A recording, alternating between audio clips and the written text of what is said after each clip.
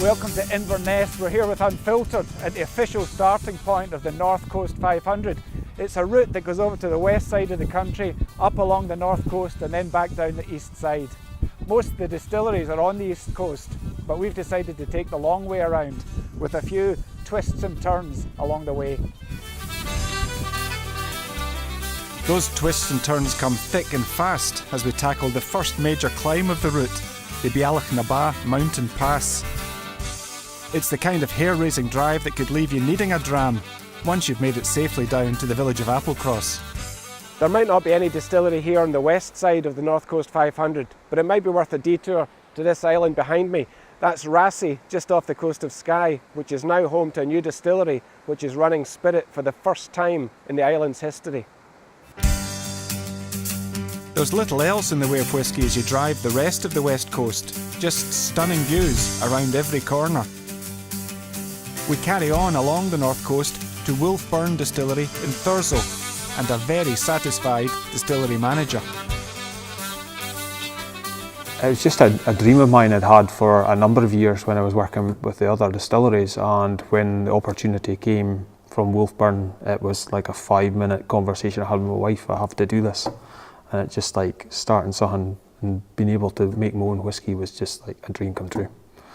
Making their own whisky is also a dream come true for Simon and Phil Thompson, who run the Scotch Malt Whisky Society's partner bar at the Dornoch Castle Hotel. They are now creating their own whisky as well. There's plenty of good spirits in the world, but there's not much that can, on its best day, can compete with the best whisky that's ever made. We've tracked down some of what's considered, best cognacs, rums, a whole host of spirits, and we've found amazing quality from certain producers at certain times. But in terms of an industry, there's nothing that's been able to take on whisky on its best day.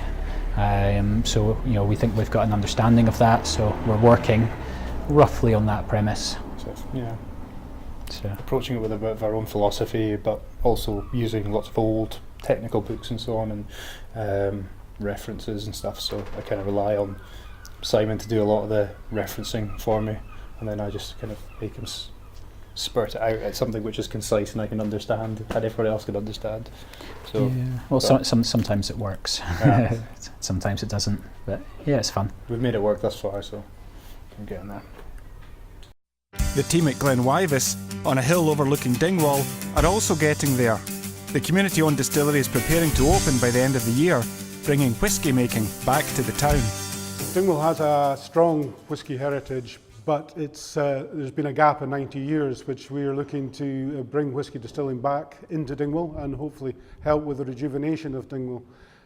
Whisky distilling in the area goes back to the original Ferrantosh distillery, which opened in the 1690s and has a famous place in Scottish whisky distilling history. And then more recently, in the late 19th century, early 20th century, there was Benwyvis Distillery in Dingwall and Glenskiach Distillery in nearby Eventon. And of course, Glenwyvis now honours these two late distilleries in our name.